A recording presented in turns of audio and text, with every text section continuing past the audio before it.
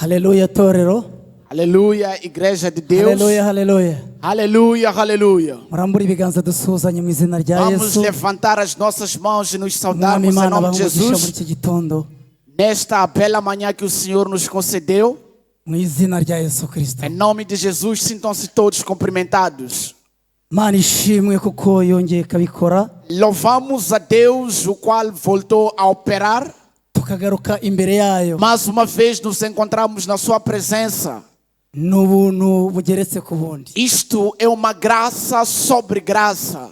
Imana ishimwe. A Deus seja a glória.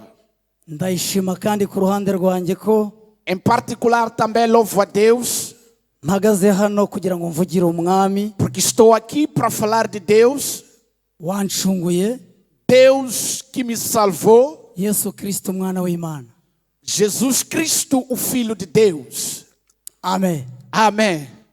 Ko ibi ntibigurwa, ibi ntago bigurwa, Estas coisas não se compram. nta nubwo wakwandika ubisaba. E você não pode escrever fazendo um pedido para ter estas coisas. Niwe wenyine gusa kubw'ubuntu bwe Somente Ele, pela sua graça, ahamagara, quando Ele chama, agatoranya, Ele escolhe. akavuga ngo ndagutumye genda ukora ibi. E Ele diz que te elejo para ires me servir. Vá. Aleluia. Aleluia. Ndagira ngo tumuhe icyubahiro umwami wacu Vamos dar Yesu. glórias ao nosso Deus. Icyubahiro ni A icy'umwami. glória é somente para Deus. Ndagira ngo rero dusome amagambo y'Imana ari mu Quero butumwa neste bwiza momento para lermos as palavras de Deus que vamos encontrar no Santo Evangelho, bwanditswe na Matayo, escrito por Mateus. ubutumwa bwa Yesu Kristo bwanditswe na Matayo, igice cya Santo 20, Evangelho segundo Mateus, capítulo 21, umurongo wa 29 kugeza ku murongo wa 34. capítulo 20, do versículo 29 até 34. Hanyuma n'ubundi ndasaba Mais uma vez eu vou pedir usanzwe adufasha gusoma kugira ngo adufashe gusoma aranguruye ijwi, buri Vamos muntu wese pedir abashe kumva. para nos ajudarem na leitura destas palavras para que todos nós consigamos entender. Yego, Imana iguhe umugisha mama Yaspi. Deus te abençoe. Ubutumwa bwiza bwanditswe na Matayo, Santo Evangelho segundo igice Mateus, cya 20 umurongo wa 29 kugeza ku murongo wa 34. 29 a 34. Kadusome mu izina rya Yesu.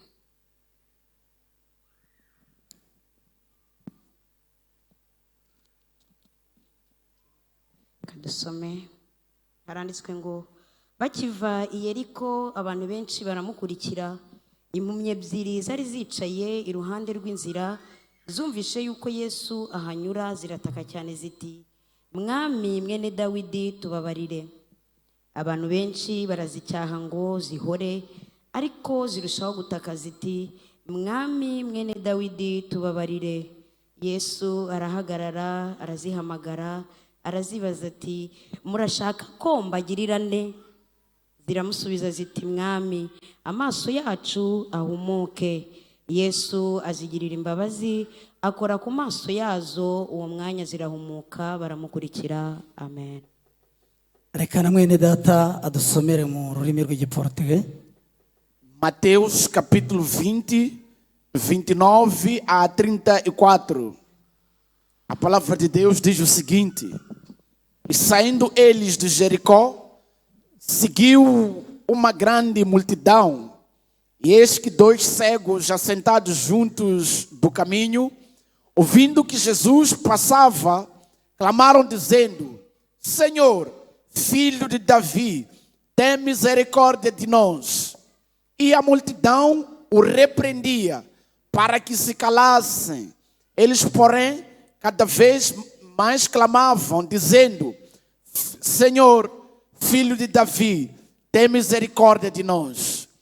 Jesus, parando, chamou-os e disse, que quereis que vos faça? Disseram-lhes eles, Senhor, que os nossos olhos sejam abertos.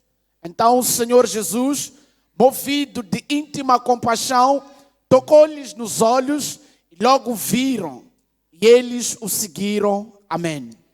reka dukomere umwami wacu amashyi uhumura impumyi. Vamos dar Nimumwongere amashyi. uma salva de palmas Nimumwongere a n'ayandi. Jesus que Ababyeyi abre os olhos nibamuvugiriza dos impundu cegos. kubera yuko ari we ukwiriye icyubahiro cyose. Jesus é o único que é digno de Umwami glória e de Yesu honra. ahimbazwe. Deus seja glorificado. Haleluya. Aleluia. Mpagaze hano Parado neste lugar, nahawe icyifuzo nzanira itorero eu tenho um desejo que quero compartilhar com a igreja, kivuga ngo muri iyi minsi itorero niritake que diz o seguinte: a igreja hoje deve clamar, rivuga ngo mwami dukore ku maso clamando a Deus, a dizer que Senhor toca nos nossos olhos duhumuke. e abra nossa visão. Icyifuzo nazanye Este é o desejo que eu quero compartilhar com todos. nahawe ngo nzanire itorero Eu trago para a igreja.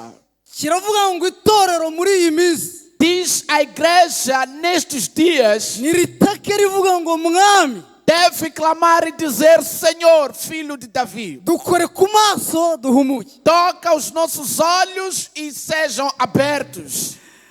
Haleluya. Aleluia.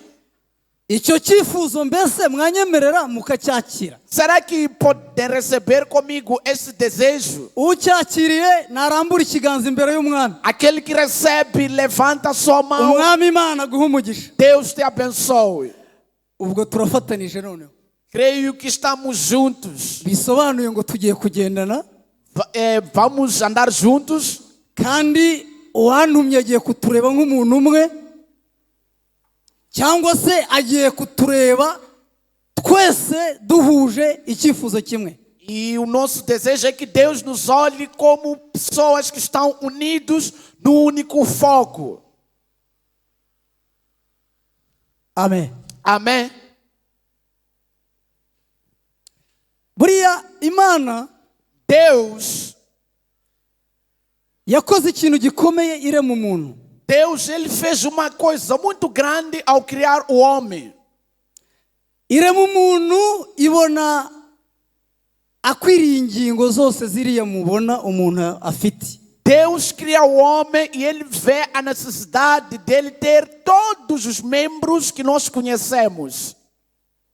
Hanyuma imuhamo urugingo rwiza rwitwa amaso. E Deus, nos órgãos, inclui a visão. Noneho yitegereje umuntu E quando Ele olha para o ishyize mu homem isi que Ele coloca no mundo, ariko yiteguye kuzakura mu isi, mas que esta pessoa, a mesma pessoa, será retirada um dia no mundo. iramwitegereza Ele olha para o homem. ibona ni umuntu ukwiriye kuba afite amaso. Ele diz que este homem deve ter olhos, deve ter visão. Kandi noneho amaso abiri. E este homem deve ter 2 olhos. Impamvu ni iyi. Qual é o motivo de Deus ter feito isso? Imana aravuga iti ari se birashoboka ko Deus, ele dizia, uyu talvez muntu é yazagira possível intambara que este homem passe por zishobora dificuldades, kuza zikataka ijisho, passe por lutas que venham atacar os seus olhos. basi nizataka rimwe rigapfa Epa, talvez se isso acontecer, nibura zasigarana venha irindi rimwe, atacar um olho e ele fica com outro olho. kubera ko umuntu akwiriye kubaho areba. Porque o homem sempre tem que viver a ver. Haleluya. Aleluia. Umuntu Imana yashatse ko abaho afite amaso areba. No plano de Deus é que o homem deve viver enquanto vê. Kubera ko amaso afite umumaro mwinshi. Porque os olhos têm um grande valor. Amaso abashisha umuntu kureba akamenya.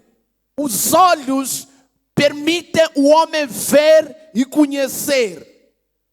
Ntareba mwene data turi kumwe hano Eu consigo olhar para o meu irmão que estamos aqui, kubera ko mbona porque quando eu olho para ele, ndabona yambaye ikoti ry'umukara, ele está vestido de um casaco preto, yambaye isaha está de um relógio kandi n'igikara. e ele é escuro.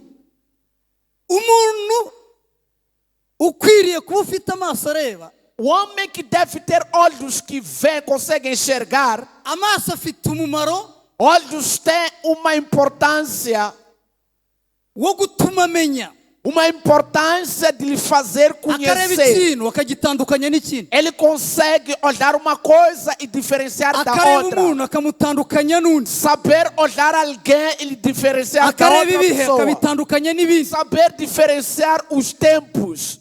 umuntu akamenya. O homem conhecer. Kubera iki? Porque- afite amaso areba. Porque ele tem olhos que vê, olhos que enxergam. Imana ishimwe, Deus seja glorificado. Imana ishimwe. Ao Deus seja glória. Buriya nari ndimo nibaza, Eu estava aqui Uburyo a me mwageze questionar hano. a forma que vocês estão aqui. nibuka ko mwagiye muturuka mu mpande zitandukanye. Eu me lembrei que vocês vêm de lugares Noneho diversos. kubera ko mufite amaso, Então, porque vocês têm olhos, aho waturutse hose de onde você veio, ntiwigeze uyoba ngo ujye Bowani, você não se perdeu e se encontrar em Boane. ahubwo waje Você veio direkite de onde vieste, ukatakata ushakisha viraste por todas as Em Machava, curvas, Cruzeiro. procuraste a localidade da Machava na igreja. kugeza igihe uhageze. Até o momento que chegaste. Buryo wabifashijwemo n'amaso. É os olhos que te capacitaram Amaso nisso. afite umumaro, Olhos têm um grande valor. ku buryo ushobora kubona imodoka iturutse hariya, Você pode conseguir ver um carro que está a vir de lá. ubona yatakaje direkisiyo Você yayo, vê um carro que está a perder a ukabona direção. neza neza ishobora E você kukugonga. vê que nada, esse carro pode Kubera vir ko me ufite amaso atropelar. areba ugahita ko Então, porque wegerayo você tem olhos que vê, você vai esquivar. igatambuka, E você deixa aquele carro passar. ugakomeza ukabaho. E você prossegue a sua vida. Mu bintu amaso amaze, Naquilo que os olhos fazem, amaso abasha gutuma umuntu arama akabaho igihe kirekire. os olhos podem fazer com que o homem viva por muitos anos. Kubera ko areba agasobanukirwa akamenya. Porque ele vê e consegue Sinshaka entender. kuhatindaho, ntabwo nshaka kuhatindaho, Eu não quero levar muito tempo falando sobre isso. ahubwo ndashaka kugira ngo twinjire neza mu ijambo ry'Imana. Eu quero para entrarmos profundamente na palavra de Deus. Ariko nanone mbere y'uko ninjira, E também antes de eu aprofundar, buriya kutagira amaso ni ikibazo gikomeye. também não ter olhos é um problema gravíssimo. Nimvuga gutyo ubwo ndavuga ku muntu wari uyafite agapfa agahuma. Eu falo isso falando de alguém que certa vez teve olhos Cyangwa se akaba e teve uma doença que lhe causou a yarisanze cegueira. gutyo ariko ameze. Ou talvez nasceu sendo uma pessoa cega. Ni ikibazo gikomeye É um cyane. problema grave. Kubera ko impumyi, buriya impumyi, Porque um cego, irmãos, um cego, guhuma kwayo byayizaniye ingaruka zikomeye. o cego passa por muita consequência. Buriya kuva yabaho, kuva yahuma, Desde que ele tornou-se cego, ntago yiyizi. ele a si Ubuzima mesmo bwayo não ntabwo se irigera conhece. yireba, A ele mesmo imenye niba não ari se igikara, conhece, imenye niba ari não inzobe, sabe se é imenye escuro, niba ari nziza, não imenye sabe se niba é claro, não sabe a sua formosura, não sabe nada até de si mesmo. ntago yiyizi Não se conhece a si próprio kubera ubuhumyi. por causa da cegueira. Ndimo nanatekereza nanone uburyo estava também impumyi a ibasha pensar- gukora imirimo yayo, A forma que ele Sanga, faz kubera as ko suas itabona, obras, se ele não consegue ver, iramutse ishatse kumesa umwenda wayo, se por acaso umwambaro wayo ele querer lavar a sua roupa, a sua vestimenta, wanduye, sua roupa que está ni suja, urugero waragiyeho ikizinga wenda nko kuri aka kaboko k'ibumoso, é um exemplo, talvez tem uma mancha suja aqui no lado esquerdo, iramutse iwumeshe ntago yamenya aho ikwiriye kumesa, aho ikwiriye kuvuguta, se for para lavar, não vai saber aonde é que deve lavar. ikureho ikizinga, Para tirar aquela mancha, iramesa, simplesmente vai lavar, ariko ikizinga n'ubundi kigakomeza mas kikabaho a kuko mancha itazanemeza. vai permanecer onde está. Imana imfashe, Deus me capacite umwuka w'Imana akorere muri twe, para que o Espírito de Deus opere em nós. kugira ngo umuntu abashe kumvira ijambo. Para que você que está aqui entenda esta palavra. Ariko nicyo aberaho umwuka wera, Mas o Espírito ele existe para isso. ajya agenderera umuntu ku giti cye O Espírito, akamuganiriza. ele visita pessoa por pessoa e fala com ela. Mana ishimwe. Deus seja louvado. Haleluya. Aleluia. Rero Então, tutareba guhuma quando o homem está cego, bifite ingaruka zikomeye. ele passa por uma consequência terrível. Niyo mpamvu Imana yashatse ko umuntu abaho areba. É por isso que Deus, ele no seu plano, ele fez com que o homem possa ver. Impamvu nihe nimurebe namwe. Olha, vamos ver um Umwami exemplo. Yesu, O Senhor Jesus, Bibiliya yavuze ngo a Bíblia nos disse, ngo impumyi ebyiri 2 cegos zari zicaye iruhande rw'umuhanda. estavam Cyangwa se sentados uruhande rw'inzira. juntos, estavam sentados pelo caminho. Niho zari zicaye, Eles se encontravam naquele caminho, zo ntizagendaga. eles não andavam. Noneho Então, ngo zumva amakuru. ouviram a notícia. Hari ikintu cyanejeje. Há uma coisa que me Nubwo alegrou. zari impumyi, Mesmo que eles eram zari cegos, zifite eles tinham, agapati gatoya ariko k'umumaro eles tinham uma parte de valor, ko kumva basi. de pelo menos ouvir. Noneho ngo zumva ko Então- umwami Yesu Eles ouviram que o Senhor Jesus, ngo ari bunyure aho hantu. ele ia passar por aquele lugar. Nicyo zumvise. Ouviram somente isso. Hanyuma zimaze kumva Depois de ouvirem ayo makuru, essas notícias, Bibiliya iravuga ngo ako kanya a Bíblia nos diz que naquele exato momento, zidategereje ko sem esperar que aza akagera aho ziri, venha onde eles estão, em Jericó, ngo zitangira gutaka. começaram a clamar com grande voz. Haleluya. Aleluia. Zitangira kugira gute? Começaram a fazer o quê? Zitangira gutaka, zikumva Começaram amakuru a kari clamar buhanyure. porque ouviram que o Senhor Jesus ia passar por aquele lugar. Amen. Amém. Zitangira gutaka, Começaram a clamar. zirataka, Clamaram. zivuga ijwi rivuga ngo Falavam com uma voz que dizia, mwami mwene Dawidi, diziam que Senhor, filho de Davi, tubabarire. perdoa-nos. Nizanatekereza ko hari wenda akiri kure, Não pensaram que talvez estava longe, que pudesse não lhes zo ouvir. zirakomeza zirataka. Somente eles clamavam cada vez mais ainda.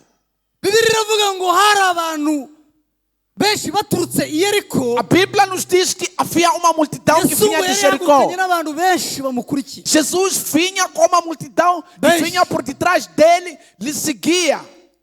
Hanyuma basanga izi mpumyi zirimo zirataka, Encontraram estes Zivuga cegos a rimwe clamar. zihuriyeho, Eles clamavam com uma única voz. zitarihindura, Eles não trocavam kandi o zitaka clamor. cyane, Eles clamavam cada vez mais. zivuga ngo mwami mwene Eles Dawidi, diziam, filho de Davi, tubabarire. perdoa-nos, tem misericórdia de nós. Hanyuma ngo havamo bamwe baraza E saiu ngo alguns batangira vieram, kuzicecekesha, começaram a lhes mandar calar. bazibwira ngo nimuceceke, Diziam, calem-se. mwebwe muri n'impumyi kwanza, Vocês até são cegos. murimo murasakuza. Vocês estão a fazer barulho. Mwami muhamagara nta nubwo O aragera Senhor hano, que vocês estão a falar, nem aqui ainda não yewe chegou. ntiyanabumva, Ele não pode vos ouvir kuko zari zifite ubusembwa. porque eles tinham uma mancha. Abazibujije bibwiraga ko Aqueles que impediam Yesu we pensavam, akorana n'abantu bazima. que o Senhor Jesus, bibwiraga. ele era somente de pessoas saudáveis. Babonaga impumyi Eles olhavam para um Aquilo cego, Cristo yazikorera. olhavam para um cego como um miserável, um que Jesus não pode fazer naho nada para ele. burya hari ikintu burya Kristo Afinal agambiriye de kugikorera. contas, Cristo estava para Aleluia. fazer algo para eles. Aleluia. Zirataka, Clamaram com grande voz. zirataka, Clamaram com grande voz. barazicecekesha, Mandaram calar. zanga guceceka, niko Bibiliya yavuze. Negaram de calar, é o que a Bíblia nos Ngo diz. kugira ngo ziceceke, Ao invés de calar, ahubwo ngo zigakomeza, clamavam zikongera cada vez umurego, mais. zikongera ijwi, Clamavam cada vez zikavuga mais ngo ainda. mwami mwene Clamavam Dawidi, e dizia, Senhor, filho de tubabarire, Davi, tem misericórdia de nós. tubabarire, Tem misericórdia de nós. dore aho turi tubabarire Veja onde nós estamos, tem ntitubashije misericórdia de nós. kugenda dore twicaye aha. Estamos aqui sentados, tem misericórdia de nós. n'abaturandata baraza bakadusiga bakigendera, Os nossos irmãos vêm e nos deixam aqui nyamara e yaba vão se embora. twarebaga natwe twagukurikira. Se nós talvez conseguíssemos ver, podíamos te seguir. Zirakomeza zirataka Continuaram e clamaram. bakazicecekesha Mandavam zigakomeza calar zigataka, e clamavam. ijambo zitarihindura, A palavra eles não trocavam, era aquela mesma de clamor. zivuga ngo mwami Diziam: Senhor mwene Jesus, Dawidi filho de Davi, tubabarire. tem misericórdia de nós. Hanyuma Yesu Jesus, por sua vez, ngo barahageze, ele chegou naquele lugar. akihagera Ao chegar naquele lugar, ao ver aqueles arimo cegos, atambuka, ele começou a passar. yumva ijwi ry'abantu rivuga ngo Viu uma mwami mwene voz que Dawidi dizia: tubabarire. Senhor, filho de Davi, tem misericórdia de nós. Bibiri iravuga ngo ako A kanya Bíblia nos diz que naquele exato momento, arahagarara. ele ficou parado. Haleluya, Aleluia! arahagarara. Ele parou. Kubera iki? Por quê? Yari yumvise ijwi rimuhamagara, Ele ouviu uma voz que lhe chamava. kandi mu buryo bwiza ashakamo. Uma voz suave. Ijwi rivuga ngo Uma voz que dizia: mwami mwene Dawidi Senhor, tubabarire. filho de Davi, tem misericórdia de nós. Ijwi risaba imbabazi. Uma voz que pedia misericórdia. E Kristo ahita akora Cristo, ahagarara. ele parou naquele exato Bibiri momento. iravuga ngo arahamagara, A Bíblia nos diz que ele chamou. ako kanya ahagarika Naquele urugendo rwe momento, arahamagara. ele mandou parar aquela multidão. Haleluya, Aleluia! arahamagara. Ele chamou. Umwami wacu ni mwiza cyangwa ntabwo ari mwiza? O nosso Senhor é bom ou não é Umwami bom? wacu ni mwiza. O nosso Senhor, ele é maravilhoso. Yumva Ele ouviu ijwi uma voz ritaka que clamava, rivuga ngo que mwami mwene dizia: Dawidi Senhor, tubabarire. Senhor, filho de Davi, tem misericórdia de nós. Yibuka icyamuzanye, Ele lembrou da sua Aleluia, missão. Aleluia. yibuka icyamuzanye. Ele lembrou da sua missão. Irmãos, na verdade, deixe-me vos dizer, Buriya ijwi rigira umuvuduko, uma voz, a voz tem ijwi rigira a voz tem alcance, velocidade, tem, rigira- tem uma capacidade de alcance. ijwi rigira umuvuduko A voz, ela tem uma alta capacidade de tutamenya uri mu alcance biro tutamenya ibirometero byawo que nós mu não isaha, podemos cyangwa medir mu minota. a sua quilometragem Ariko por hora ou por minutos, mas o que nós sabemos é que ela tem uma alta capacidade de ariko alcance. umuvuduko w'amajwi nawo ukarutana. Mas as vozes também, elas variam, as velocidades não são as mesmas. Murabona ko tumaze iminsi mu bintu bitugoye. Vejam, vivemos dias pesados há dias. By'intambara muri iki gihugu cyangwa Estávamos a passar por manifestações ou por greves. abantu babiri barimwo bataka Duas pessoas a clamar, bahamagara Kristo. a chamar a Cristo. Umwe avuga ngo mwami dufashe udukirize igihugu, Um a dizer: Senhor, Undi akavuga ngo, ajuda-nos a salvar o nosso país. mwami mbabarira. Outro a dizer: Senhor, me Iri perdoe. jwi ryaka imbabazi Esta que chama pela rifite misericórdia umuvuduko mwinshi tem uma capacidade de ugera ser kuri mais Kristo ouvida mbere y'iri ngiri. por Cristo antes daquela que pede por outra coisa.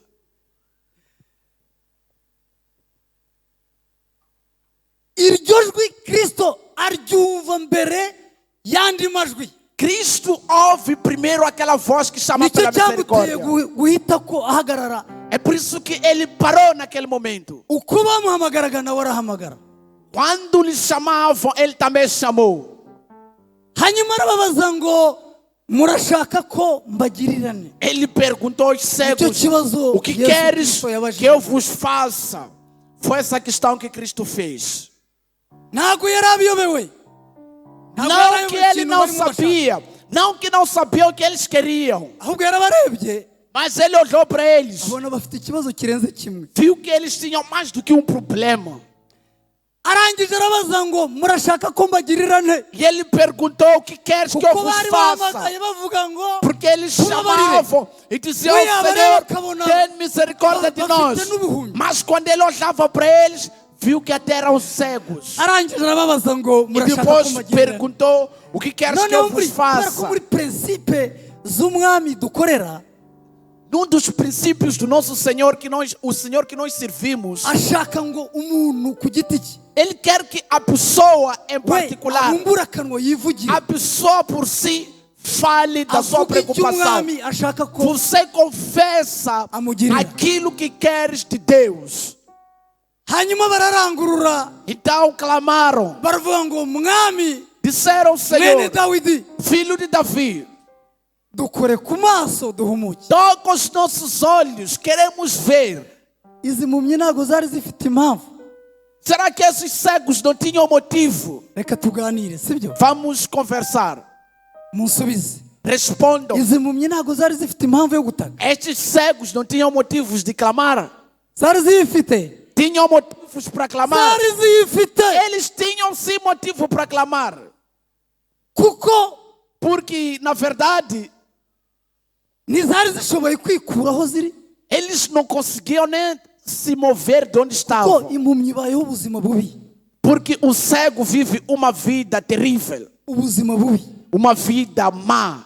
kugira ngo ive aho iri bisaba kuyirandata. Para sair de onde está, tem que vir alguém umuntu para lhe conduzir. akayirandata, Alguém tem que rimwe na conduzir. rimwe abyinubira, Muitas das vezes a pessoa nem quer fazer hanyuma aquilo. akayizana akayishyira nk'ahangaha. Ele leva, ele coloca aqui. mu por gihugu exemplo, iwacu na nossa terra, najyaga mbona impumyi bazirandata bakazizana bakazitereka nko ku muryango w'isoko. eu via cegos a serem levados e colocados na entrada do mercado. noneho watambukaho E quando tu passasses dali, ukumva impumyi iravuze ngo impumyi irabasaba. você ouvia a voz do cego a pedir esmola. ninamenye ko umuntu uciyeho rumwe Não ku buryo sabe- ushobora kwibeshya ngo ni ikinyabupfura cyinshi Você pode até pensar que é muito respeito ishyize mu bwinshi kubera ikinyabupfura. falar de uma forma como se fosse respeito de consideração de muitas pessoas. naho burya Afinal de contas, kubwo kutareba kwayo por não ver, niza abatambutse uko bangana, não sabe qual é o número das pessoas que passaram. ikavuga ngo impumyi irabasaba Ele diz que o cego está kandi ari pedindo, uciyeho urumwe. enquanto você é uma pessoa. eneda ubuhumyi ni bubi. Irmãos, a cegueira é terrível, é má.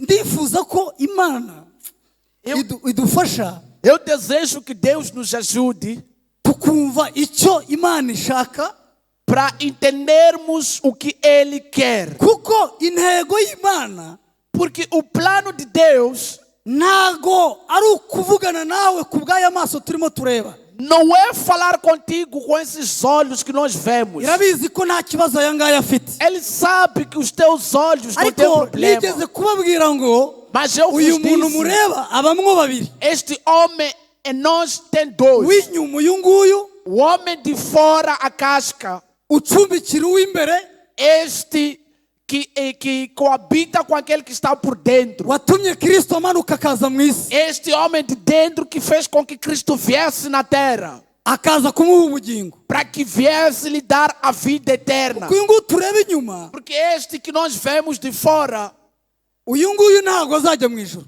este não vai entrar no céu. ahubwo undi tutareba. Mas aquele que nós não vemos, hanyuma wa undi tutareba rero aquele que nós não vemos, akwiriye kuba afite ingingo nk'izi turimo tubonesha amaso y'umubiri. ele deve ter todos esses membros que nós vemos. akwiye kuba afite amaso abona, Ele tem que ter olhos que enxergam, amaso areba. olhos que conseguem ver. turimo turajyana. Estamos juntos. uyu muntu akwiriye kuba afite amaso Este homem deve ter olhos, areba. olhos que vê. Deus te abençoe. niyo mpamvu Imana É por essa razão que Deus, itumye ku itorero ngo niritake, Ele clama para a igreja. kuko ibitakisha abantu Ele diz para a igreja muri iyi clamar. minsi ni byinshi. Hoje em dia temos muitos motivos para Ariko clamar. Mas nyiri itorero watanze icyifuzo kivuga ngo nimutakire ibi. o dono da igreja, que é Deus, Ele dá diretrizes daquilo que nós devemos clamar. Nimutake muvuga ngo mwami dukore Clame ku maso duhuke, dizendo: Senhor, toca nos nossos olhos. kuko yitegereza Porque quando Ele vê, akabona abantu Ele olha para os homens e vê que barahumye as pessoas estão cegas. ntibareba. Estão vivas, mas estão cegas, não vê nada. Hari abisanze gutyo, Aos que estão cegos por hari si n'abandi só, barebaga e há outros que tinham a visão. ariko gake gake Aos poucos foram perdendo a bagenda visão. bahuma, ubu ngubu ntabwo bakireba. E hoje eles já não conseguem enxergar. Bahaye urugero, murabona iyi Bibiliya ni nini, Dando-vos exemplos, esta Bíblia é grande. ku maso y'umubiri nararebaga, Esta Bíblia, pelos olhos da carne, eu olhava, nararebaga eu conseguia ver ngasoma neza rwose. e ler muito bem. Hanyuma E depois, nkajya mbona, nareba nkabona ikijiji gatoya nkasa nk'uwegezayo, nkabona mbashije gusoma. com o andar do tempo, eu já não conseguia ver tão bem, mas tinha que talvez aproximar um pouco, afastar um Hanyuma, pouco e conseguia gake ler. gake Aos bikansaba poucos, kugenda negezayo, era necessário que eu até fizesse cada vez mais assim, negezayo ngo cada ndebe ko vez mais byibura para nabasha trás, kubona inyuguti para ver nazisoma. se eu consigo ver as letras. Noneho biza kurangira mbonye, noneho bigenda byanga burundu. Depois, eu não conseguia ver mais nada. Noneho muri iyi minsi hari abantu bagiye bahuma gake. Nestes dias, há homens, há pessoas que foram ganhando a cegueira pouco a pouco. yararebaga A pessoa conseguia ver, akareba gakeya, ariko akareba bimuruhije, ariko akareba akabona. conseguia ver com dificuldade, mas conseguia Uko ver. iminsi itinda, Mas com o andar dos tempos, uko iminsi irushaho kuba myinshi, com o andar dos dias, umuntu akagenda ahuma. a pessoa foi perdendo a visão aos poucos. Ubu ngubu byaragiye pe, E hoje em dia acabou totalmente. ntakireba, Já não consegue ver. ntakireba, Já não consegue ver. ntakireba ngo amenye, ntakireba ngo asobanukirwe. Já não consegue ver, já não consegue entender nada. Kandi kutareba bifite ingaruka nyinshi, E o não ver tem muita consequência. nyinshi pe. Muita consequência. Umuntu iyo atareba Quando abasha alguém, gutungurwa n'urupfu. quando alguém não vê, pode ser surpreendida pela morte. Abantu bari mu mwanya ndabizi ko barimo banyumva. Os que estão no momento, no lugar certo, conseguem me entender. Umuntu iyo atareba abasha kugira ingaruka nyinshi. Alguém, quando não vê, tem muitas consequências. Ariko iyo umuntu areba, Mas quando alguém vê, yakiza ubugingo bwe, pode salvar a sua vida, yakiza itorero, pode salvar a igreja, yakiza na bene wabo, pode salvar os seus familiares, yakiza n'abana be, pode salvar também os seus filhos, yakiza abantu benshi, pode salvar muita gente, kubera ko abasha kureba. porque ele consegue ver. Haleluya. Aleluia. Mana bahe umugisha, ndabona mukurikira. Deus te abençoe, estou a ver que estão a acompanhar. Buriya Na verdade, wabitegereza, aquele que olhar para vocês ndabona buri muntu wese rwose arakanuye, rimwe arareba. tem a oportunidade de estar com cada pessoa. Ariko abantu benshi ntago barimo bareba, ntago babona. no fundo, na verdade, muitas pessoas não estão a ver, estão cegas. ngira ngo ndababeshye se Acham que eu estou a mentir para vocês? abantu benshi ntago barimo babona, Muitos estão cegos. barimo baratungurwa n'ibintu batigeze kumenya, Estão a ser surpreendidos com coisas que nunca conheceram. bafite intambara z'ingaruka zitewe no kutabona, Estão a passar por lutas consequentes ziri da mu cegueira. itorero, Consequentes da ziri mu cegueira. bana babo, Pode estar na igreja, ziri mu pode bagabo, estar na tua família, ziri mu pode badamu, estar no seu lar, pode ziri estar nos mu seus miryango filhos, yabo, pode estar nos seus ziri mu familiares, mirimo yabo, pode estar nos seus kubera trabalhos. kutabona Por causa da barimo cegueira, bararwana iyo ntambara, nta estão nubwo a banayishobora, travar uma kuko batalha. ntibazi aho ikomoka, Não sabe Ntibazi de onde icyayizanye, vem, não sabe como é que ntibazi veio, intego yayo, não sabe o objetivo, ntibazi não sabe nada totalmente. ikibazo gikomeye. Grande problema. Ariko ijambo ry'Imana Mas a palavra de Deus, hamwe n'icyifuzo, junto com o desejo, turabwiwe ngo dutake muri iyi minsi, estamos a ser chamados para clamar, tuvuga ngo mwami dizendo: Deus, dukore ku maso twongere tubone. toca os nossos olhos para vermos. Haleluya. Aleluia. Imana idukore ku maso twongere turebe, Deus nos tocar nos olhos para voltarmos a ver. cyangwa turareba neza nta kibazo dufite mu itorero. Ou a nossa visão está boa na igreja, não temos problema. Umuntu niwe wimenya. Cada pessoa se conhece. Ariko mu nkundire tugire icyifuzo, Permitam-me a termos um tutakire desejo. imbere y'umwami. Clamarmos de frente do nosso Senhor. Izi mpumyi zo zatatse ataranaza, Estes cegos clamaram antes de nele vir. none twebweho dufite umugisha mwinshi, Nós temos a graça, kuko umwami turi butakire porque o Senhor que nós clamamos para ni Ele, nyiri itorero, Ele é o dono da igreja. aba muri ryo, Ele convive, Ele habita agendera na muri igreja. ryo, Ele anda na igreja. akorera muri ryo, Ele opera na igreja. akorera muri ryo, Ele opera na igreja. ararizi Ele ijana ku ijana, conhece 100%. ararisobanukiwe Ele entende esta igreja muito birenze bem. ukuntu twebwe Mais turisobanukirwa. do que nós podemos entendê-la. Yigeze abwira Yohana, Uma vez ele falou para João, aramubwira ngo disse: João, ndugendera hagati y'ibitereko by'amatabaza birindwi by'izahabu. sou eu que ando no meio das Yari 7 castiçais. Patimosi arimo ataka, Quando ele estava em Patmos, quando Avuga ati, clamava a "Napfuye, Deus, narangiye." ele dizia que estou morto, estou ko acabado.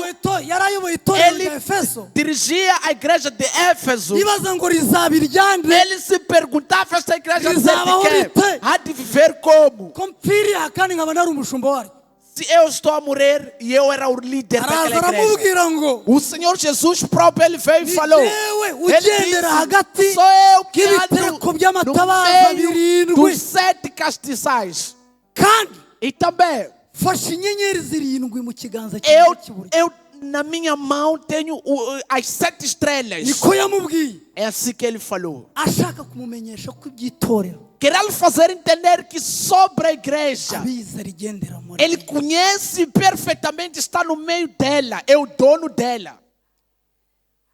Imana ishimwe. Deus seja louvado.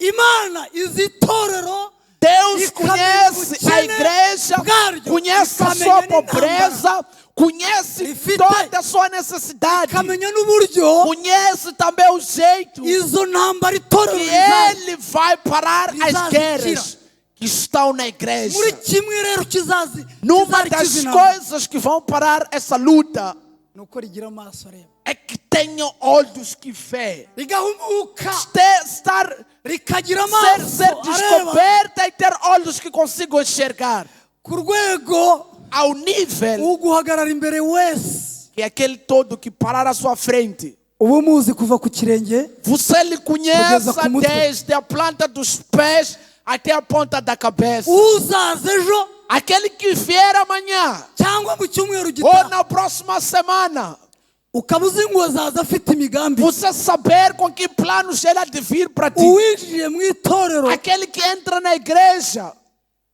tukaba tuzi ngo e nós sabemos que ikimugenza ni iki, ele está a vir por este objetivo. bizatuma turwana intambara Isso vai fazer com que lutemos uma luta que conhecemos. E nós vamos vencer essa batalha ku bw'amaso mazima. por causa de olhos saudáveis. Ariko Mas kubera guhuma por causa da cegueira, hari ibintu tutakimenya. há coisas que nós já não sabemos. Ubu itorero A igreja hoje ni uruvange. está uma mistura. Ukwicaye iruhande ntumuzi, Aquele que está ao seu lado não lhe nawe conhece. ntakuzi. Ele também não te conhece por causa da cegueira. kimugenza ntagukiza. Você não sabe o objetivo dessa Ibyo pessoa. byazanye intambara. Isso trouxe muita guerra na igreja. rimaranye igihe Que ela está a lutar por muito Iragowe. tempo. E a igreja de facto está a passar por Rimeze luta. A igreja está a passar por dificuldade. kubera ubuhumyi. Por causa da cegueira. Imana idufashe bakundwa. Deus tem misericórdia de nós. Imana itugirire imbabazi. Deus tem misericórdia de nós. Umwami w'itorero aza dukore ku O maso, Senhor da igreja nos toque pelos olhos. duhumuke, Os nossos olhos sejam descobertos. kuko niduhumuka Porque quando estivermos a ver, tuzarwana intambara nziza. nós vamos combater o bom combate. Tuzakurikira umwami Yesu neza. Nós vamos seguir bem o nosso Senhor.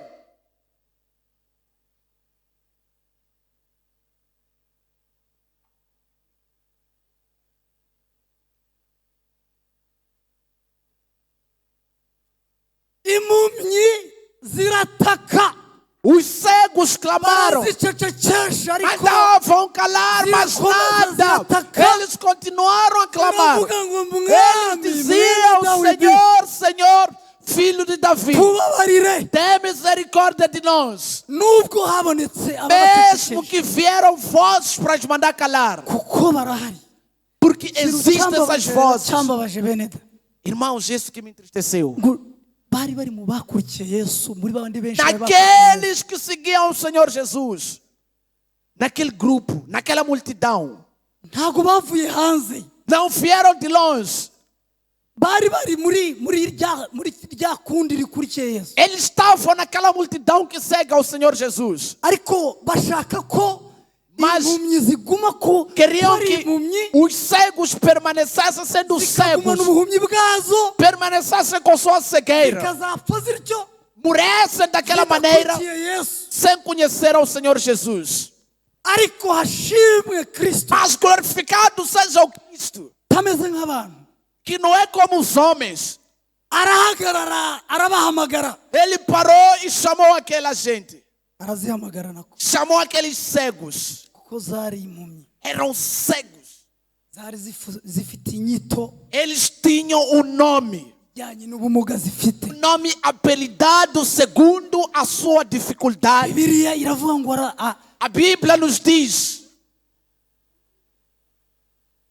hanyuma arazibaza ngo Ele pergunta para os Murashaka ko mbagirira cegos: nte? o que queres que eu vos faça? barasubiza, Eles responderam: mwami mwene Dawidi, Nosso Senhor, filho de Davi, kora ku maso yacu toca nos nossos olhos turebe kuko para que tureba, nós possamos ver. kuko natwe turusha Porque nós também queremos enxergar. natwe turusha kuva Nós também queremos sair desta vida cegueira. natwe turusha kugenda, Nós também queremos andar. natwe turashaka Nós kuba também turi kumwe nawe, queremos te conhecer. ariko ntitwamenya Mas inzira não yawe podemos tutareba. conhecer o seu caminho sem ver. Tubigerageje Se twanyura, nós tentarmos, podemos falhar o caminho. kuko abaturanda Aqueles que nos seguiram, que nos já mostraram o caminho, podem nos perder. kandi mu bintu Imana idashaka, E o que Deus não quer, itigeze ishaka, o que Ele nunca quis, ni ukubaho umuntu arandatwa n'undi. é que outra pessoa seja guiada por outra pessoa. Esse não é o plano de Deus.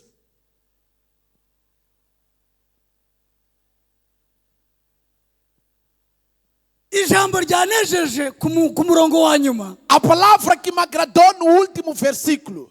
ngo nuko Yesu A palavra diz que então akimara Jesus, kumva bashubije antes, bavuze icyifuzo cye quando eles deram o seu desejo para o Senhor Jesus, ngo nuko azigirira imbabazi. ele foi movido de íntima compaixão. Ikintu cya mbere A primeira coisa do Senhor azigirira Jesus, imbabazi, ele foi movido de íntima compaixão. azigirira imbabazi, Ele foi movido de íntima compaixão. kandi kubwo gutaka kwazo Por causa do clamor daqueles cegos, ziba zirababariwe rwose. eles foram perdoados naquele exato momento. Beneda, iri jambo Irmãos, rirakomeye. esta palavra é pesada. Ijambo imbabazi A palavra Irakomeye. misericórdia é uma palavra pesada. Irakomeye. É uma palavra dura. ku rwego Do nível que umukirisitu, cristão, mana bamugisha, umukirisitu akwiye kurisobanukirwa cyane, deve entender bem esta palavra. kuko Porque, na verdade, Yesu iri jambo mu bintu bishobora kumuzana vuba, uma das coisas que pode trazer tão rapidamente o Senhor Jesus, n'iri jambo rivuga ngo mbabarira. esta palavra que diz: tem misericórdia de mim. Nigeze nangara, Uma vez eu me admirei. umuntu umwe yararwaye araremba, Uma pessoa ficou doente, araremba pe, passou por uma doença terrível. hanyuma amugirira umutwaro wo kumusengera. Ele teve desejo, eu quis orar por aquela pessoa. Ndamusengera Orei por aquela pessoa. hanyuma E depois, Imana irangenderera irambwira ngo Deus visitou-me e disse: ngo ugende ubanze umubwire vá e fala para aquela pessoa icyo akwiriye kubanza gukora. o que primeiro ela deve fazer. Ugende umubwire ko hari icyo akwiriye kubanza gukora, Fala para ela o que deve fazer. hanyuma ngisha inama E eu procurei nshaka kumenya ni conselho. igiki. Eu procurar saber o que é. Irambwira ngo Deus me disse, genda umubwire gutyo kuko nawe arabizi.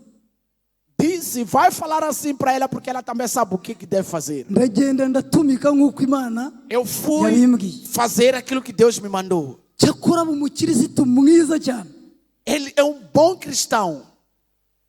aba umukirisitu mwiza cyane wumva vuba. Ele entendeu logo Mu gatege gato yari afite k'umubiri na fraqueza que ele tinha, na doença. aratura. Ele confessou. Beneda, hari abantu bazi kwatura. Há pessoas que sabem confessar. Ubwo wowe ugenda ubisimbuka Você vai saltando, ubikwepa, saltando, saltando, parece que não é nada. umeze nka ya mpumyi Parece aquele imesa cego itazi aho ikizinga kiri, que lava sem saber onde está a mancha. ikamesa yarangiza ikongera ikambara ariko ikizinga kitavuyeho. Simplesmente lava e volta a vestir enquanto a Ariko mancha não hari saiu. ababizi, hari Há abazi pessoas kumesa que neza. sabem lavar e tirar toda a sujeira. Amaze gukuzaho icyo kintu, Depois de tirar essa mancha, amaze gukora icyo, depois de fazer isso, maze nta minsi ibiri yashize não acabou nem 2 dias. ava ku gisasiro cye Saiu abarakize, da cama, abamutaraga kugeza n'ubu. ficou são e salvo até data hoje. Ijambo mbabarira A palavra perdoa-me. hanyuma Yesu arazibabarira ngo azigirire imbabazi. Jesus foi movido de compaixão para eles. Azigirira imbabazi. Perdoou aqueles cegos. Ndagira ngo mama SP adusomere uriya murongo wa nyuma, hari ijambo nshaka murihera. Vou pedir para ler para nós o último versículo. É uma palavra que eu quero.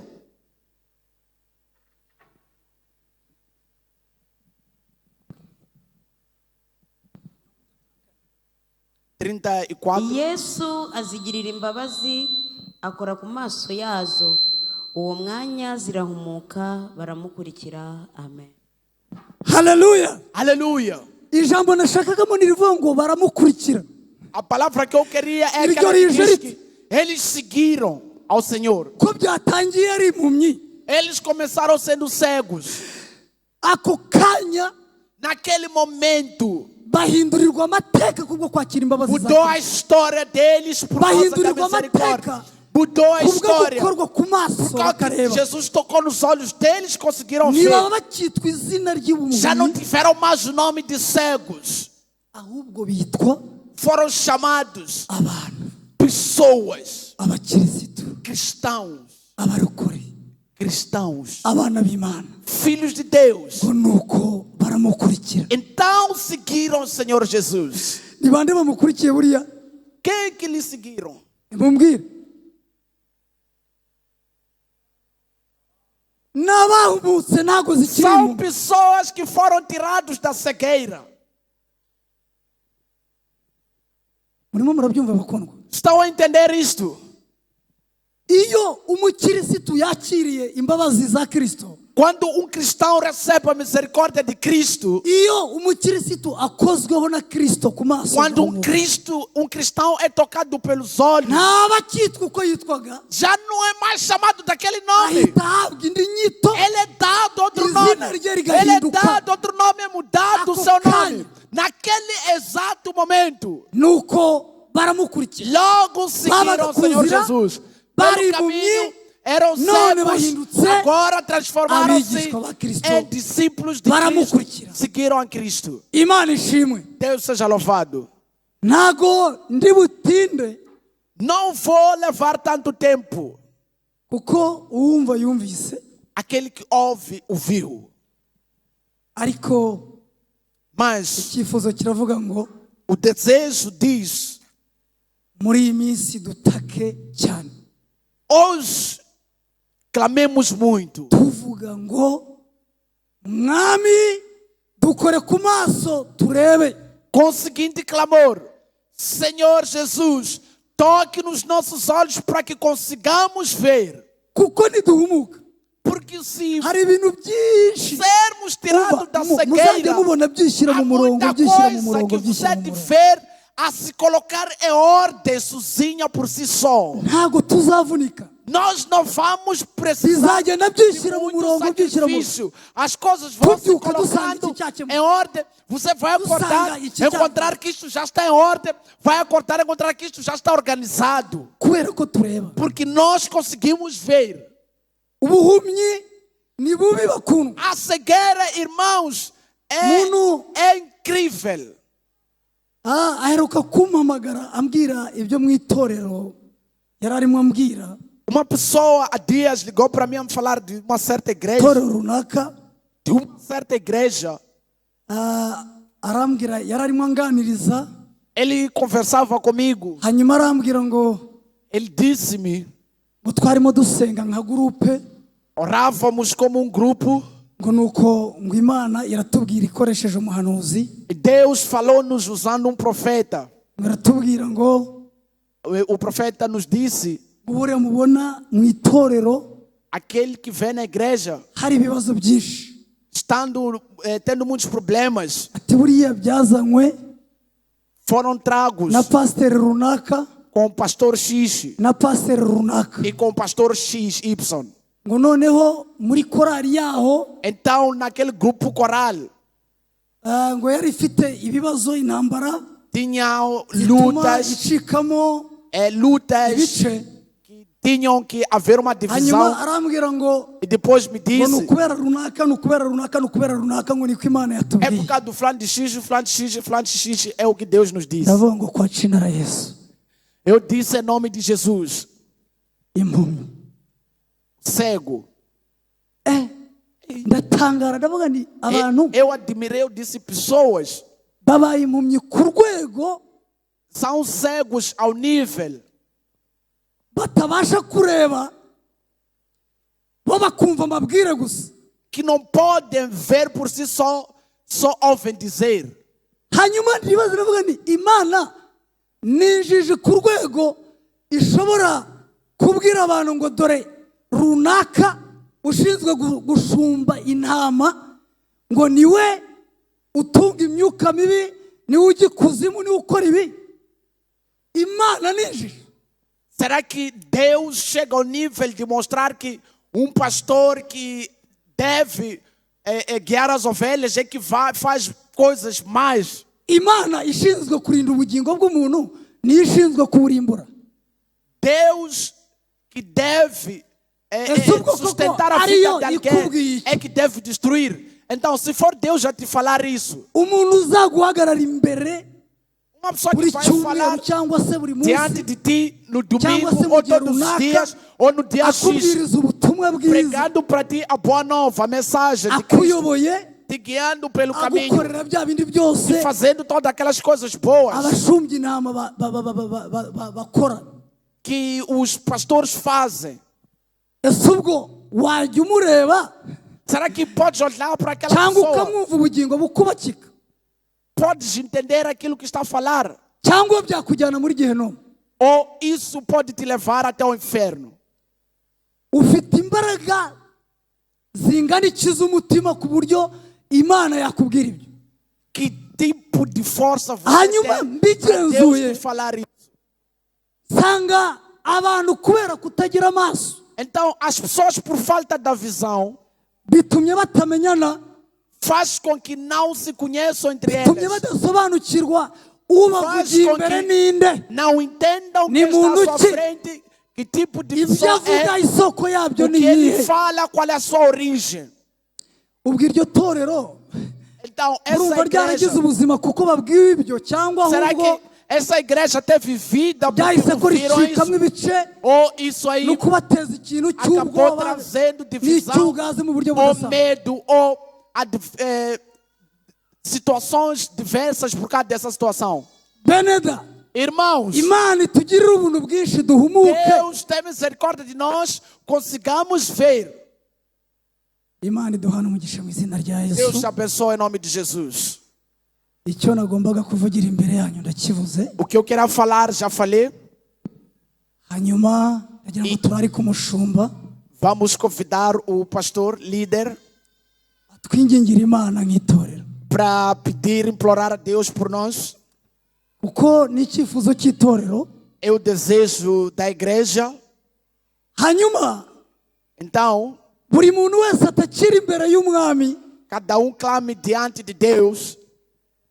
uvuga ngo mwami mbabarira, Aquele que diz, Senhor, me perdoa. n'uvuga ngo mwami nkora ku maso ndebe, E aquele que diz, Deus, toca nos meus olhos para eu ver.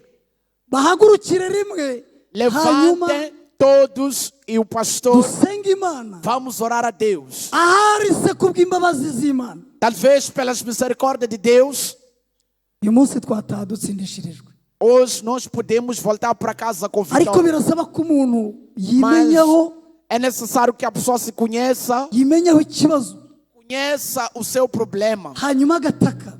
e clame Impumyi para Deus. zaranejeje kuko zatakiye rimwe, Estes cegos zihuje ikibazo. agradaram-me porque eles clamaram para Deus. azumva zose, E Deus ouviu a eles hanyuma arazitabara. e Ele salvou-lhes.